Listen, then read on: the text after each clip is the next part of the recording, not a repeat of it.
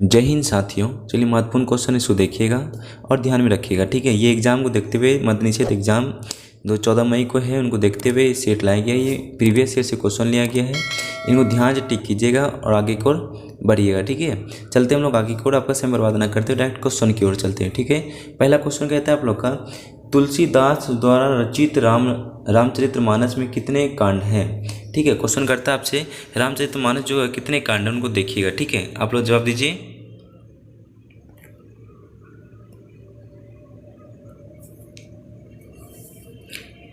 चलिए, इसका आंसर हो जाता है आप लोग का ऑप्शन नंबर हो जाता है आपका बी। ऑप्शन नंबर हो जाएगा बी और हो जाता है 7 कांड हो जाता है। ठीक है, क्वेश्चन नंबर 2 में कह रहा है क्या, दक्षिण अफ्रीका में महात्मा गांधी द्वारा प्रकाशित पत्रिका का नाम क्या था। ठीक है, दक्षिण अफ्रीका में महात्मा गांधी जो थे द्वारा प्रकाशित किया गया था पत्रिका का नाम बताइए आप लोग। ठीक है, चलिए बताइए।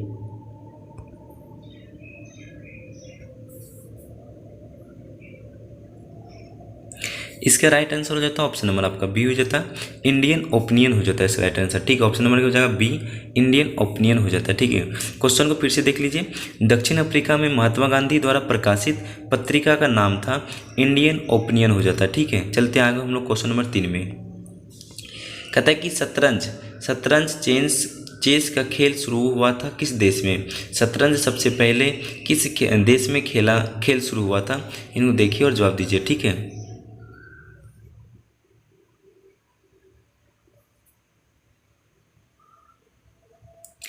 इसका राइट आंसर हो जाता है ऑप्शन नंबर आपका ए हो जाता है भारत। ऑप्शन नंबर आपका ए हो जाएगा भारत हो जाता है। ठीक है, शतरंज जो चेस है जो खेलना शुरू हुआ था भारत में सबसे पहला। ठीक है, हम लोग चलते हैं क्वेश्चन नंबर 4 में। क्वेश्चन नंबर 4 में कहता है कि निम्नलिखित में से कौन सा फल नहीं है। इसको देखिए कौन सा फल नहीं है, ऑप्शन को देखते हो और टिक कीजिएगा। ठीक है, चलिए बताइए कौन सा फल नहीं है।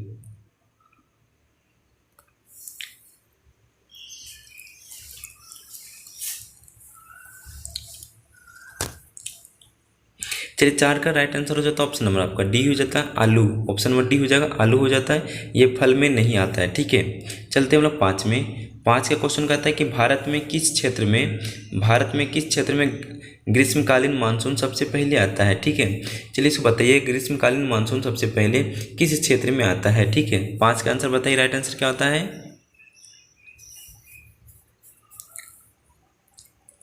5 का राइट आंसर हो जाता है ऑप्शन नंबर आपका सी हो जाता है पश्चिमी घाट में। ठीक है, ऑप्शन आपका सी होता है पश्चिमी घाट में होता है। क्वेश्चन को एक बार फिर सुनिए, भारत में किस क्षेत्र में ग्रीष्मकालीन मानसून सबसे पहले आता है। पश्चिमी घाट में आता है। ठीक है, right answer option number C हो जाता है पश्चिमी घाट में। ठीक है, सेशन अच्छा लगे तो प्लीज़ एक लाइक एंड सब्सक्राइब कर दीजिएगा और दोस्तों के साथ भेज दीजिएगा, उन दोस्तों को जिनका 14 मई को, ठीक है 14 मई को उसका जो एग्जाम है मद्य निषेध का, उनके लिए बेस्ट इंपॉर्टेंट क्वेश्चन है सारा। ठीक है, 6 में कहता है कि कौन सा वन्यजीव रिजर्व हाथियों के लिए जाना जाता है। कौन सा वन्यजीव है जो रिजर्व है हाथियों के लिए पर्सनल, उनको देखिए और जवाब दीजिए। ठीक है, चलिए समय आपके पास, जवाब दीजिए।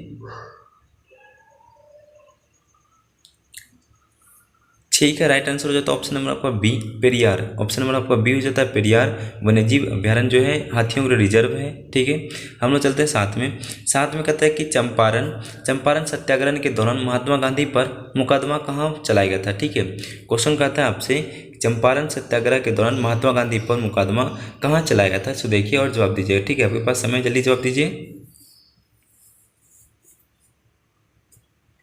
7 का राइट आंसर हो जाता है ऑप्शन नंबर आपका ए मोतिहारी में मुकदमा चलाया गया था महात्मा गांधी पे।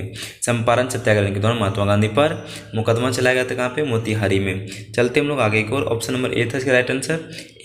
8 का आंसर देखिए, 8 का राइट आंसर क्या होगा, भारत के सबसे पुरानी पर्वत श्रृंखला कौन है। क्वेश्चन कहता है आपसे भारत का सबसे पुरानी पर्वत श्रृंखला कौन है, इनको राइट जवाब दीजिए। चलिए, आपके पास समय है। 8 का राइट आंसर हो जाता है ऑप्शन नंबर का बी हो जाएगा। ऑप्शन नंबर बी हो जाएगा अरावली। अरावली जो पुरानी पर्वत श्रृंखला है? भारत का सबसे पुरानी पर्वत श्रृंखला कौन है? अरावली हो जाता है। ऑप्शन नंबर आपका बी हो जाता है राइट आंसर। हम लोग चलते 9 में। 9 का क्वेश्चन है कि आपसे बहुउद्देशीय नदी घाटी परियोजना, बहुउद्देशीय नदी घाटी परियोजना आधुनिक भारत के मंदिर है, यह किसने कहा था? ठीक है, इंपॉर्टेंट क्वेश्चन है सारा, ठीक है। बहुउद्देशीय नदी घाटी परियोजना, ठीक है, क्वेश्चन कहता है कि बहुउद्देशीय नदी घाटी परियोजना आधुनिक भारत में मंदिर है, वह किसने कहा था? इसका राइट आंसर बताइए। 9 का क्या हो जाएगा? 9 का ऑप्शन नंबर क्या होगा राइट आंसर, देखिए और जवाब दीजिए। 9 का राइट आंसर हो जाता है ऑप्शन नंबर सी हो जाएगा। ऑप्शन नंबर आपका सी हो जाता है, Pandit Jawaharlal Nehru. Option number C हो जाएगा आपका, option number C Pandit Jawaharlal Nehru बताए थे बहुउद्देशीय नदी घाटी परियोजना को आधुनिक भारत का मंदिर है। पंडित जवाहरलाल नेहरू भारत के प्रथम प्रधानमंत्री हैं। ठीक है, चलते हम लोग 10 में। 10 में कहता है कि पानी को रोगाणुमुक्त करने के लिए किस रसायन का उपयोग किया जाता है? क्वेश्चन कर रहा आपसे कि पानी को रोगाणुमुक्त करने के लिए किस रसायन का उपयोग किया जाता है? इनको जवाब दीजिए, क्या हो जाता है राइट आंसर। ठीक है, 10 का राइट आंसर हो जाता है ऑप्शन नंबर ए, क्लोरीन हो जाता है इसका राइट आंसर। 10 का राइट आंसर हो जाएगा ऑप्शन नंबर ए, क्लोरीन। हम लोग चलते हैं 11 में। 11 का देखिएगा राइट आंसर क्या होता है? दक्षिण पश्चिम मानसून में बहाव किस ओर बहती है? इनको जवाब दीजिए। क्वेश्चन कहता है आपसे दक्षिण पश्चिम मानसून में, ठीक है, क्वेश्चन कहता है आपसे दक्षिण पश्चिम मानसून में बहाव किस ओर बहती है? राइट आंसर बताइए आप लोग। इसके राइट आंसर हो जाता है ऑप्शन नंबर बी हो जाएगा आपका, समुद्र से भूमि की ओर। ऑप्शन नंबर बी हो जाता है, समुद्र से भूमि की ओर हो रहा है। ठीक है, हम लोग चलते हैं ऑप्शन नंबर 12 में चलते हैं। 12 का क्वेश्चन क्या था? मानव खोपड़ी में हड्डियों की संख्या कितनी होती है? आप लोग बताइए मानव खोपड़ी में। ठीक है, कह रहा है कि मानव खोपड़ी में कितना हड्डी होता है, इनको देखिए। ठीक है,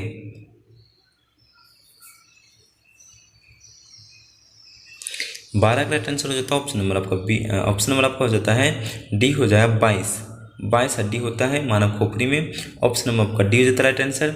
मानव खोपड़ी में हड्डियों की संख्या कितनी होती है? तो आपको बता देना है कि ऑप्शन नंबर डी 22 होता है, 22 हड्डी पाया जाता है मानव खोपड़ी में। ठीक है, हम लोग चलते 13 में। 13 का क्वेश्चन कहता है कि कौन सा देश गंगा को साफ करने में अहम भूमिका निभा रहा है? कौन सा देश गंगा को साफ करने में अहम भूमिका निभा रहा है? इसको राइट आंसर देखिए और जवाब दीजिएगा। 13 का राइट आंसर क्या होता है देखिए और जवाब दीजिएगा। ठीक है, हम जल्दी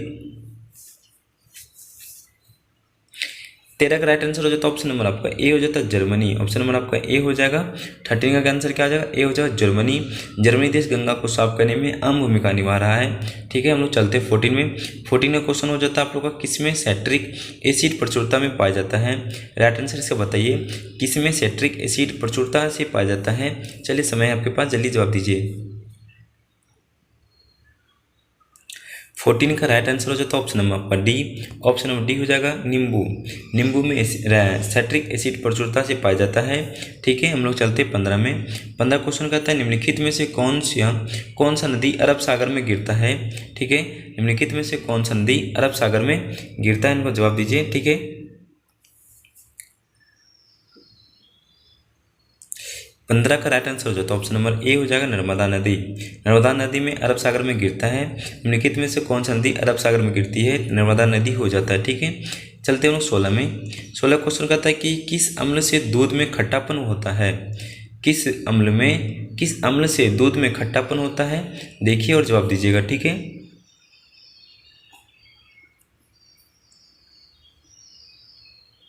16 का राइट आंसर हो जाता है आप लोग का ऑप्शन नंबर ए, लैक्टिक अम्ल हो जाता है। ठीक है, लैक्टिक अम्ल हो जाता है। किस अम्ल से दूध में खट्टापन पैदा होता है? लैक्टिक अम्ल में हो जाता है। ऑप्शन नंबर ए हो जाता है राइट आंसर। हम लोग चलते हैं 17 में। 17 क्वेश्चन है कि जिसमें वस्तु की अपेक्षा प्रतिबिंब बड़ा दिखाई देता है वह दर्पण है। देखिए राइट आंसर बताइए, जवाब दीजिए। ठीक है,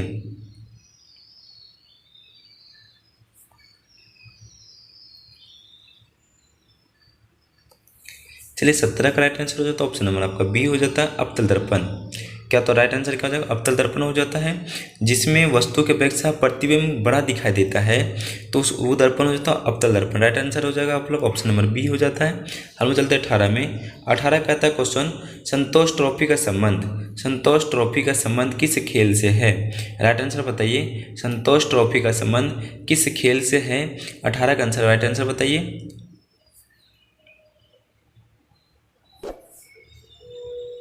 18 का राइट आंसर हो जाता है ऑप्शन नंबर आपका बी हो जाता है फुटबॉल। ये सारा इंपॉर्टेंट क्वेश्चन है। सेशन अच्छा लग रहा है प्लीज़ एक लाइक कर दीजिएगा और अपने दोस्तों के साथ शेयर कर दीजिएगा जिनका 14 मई को एग्जाम है मद्य निषेध का, ठीक है। आप लोग अच्छा लग रहा हो तो एक लाइक एंड सब्सक्राइब कर दीजिएगा। हम लोग चलते हैं 19 में।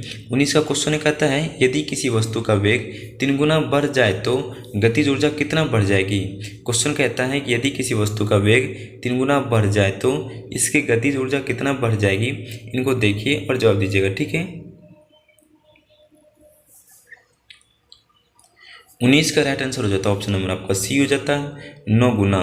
कितना हो जाएगा इसका? 9 गुना हो जाएगा राइट आंसर, ठीक है। यदि किसी वस्तु का वेग 3 गुना बढ़ जाए तो इसकी गतिज ऊर्जा 9 गुना हो जाता है, ठीक है। हम लोग चलते हैं लास्ट क्वेश्चन 20 में है। इंपॉर्टेंट क्वेश्चन तो सारा सारा प्रीवियस ईयर से लिया गया था, ठीक है। सेशन अच्छा लग रहा हो प्लीज़ एक लाइक एंड सब्सक्राइब कर दीजिएगा। क्वेश्चन कहता है कि सिराजुद्दौला की हार किस युद्ध में हुआ था, ठीक है। पूछा जा रहा है कि सिराजुद्दौला का हार किस युद्ध में हुआ था, इनको जवाब दीजिए आप लोग। 20 का राइट आंसर हो जाता है प्लासी युद्ध। प्लासी युद्ध में इनका हार हुआ था, ठीक है। प्लासी युद्ध में इनका सिराजुद्दौला का हार हुआ था। आपसे लास्ट 2 क्वेश्चन कर रहे हैं आपसे और जवाब देते हुए जाइएगा कमेंट में। बक्सर युद्ध कब हुआ था? बक्सर का युद्ध कब हुआ था आपसे पूछा जा रहा है, और प्लासी युद्ध कब हुआ था? दोनों ईस्वी आपको बता देना है कमेंट में। लास्ट क्वेश्चन है आपका बक्सर युद्ध कब हुआ था, प्लासी युद्ध कब हुआ था, दोनों कमेंट में लिख के भेज देना है। आप सभी को मेरी तरफ से बहुत बहुत धन्यवाद। आप लोग पूरा वीडियो वॉच करते हैं, धन्यवाद।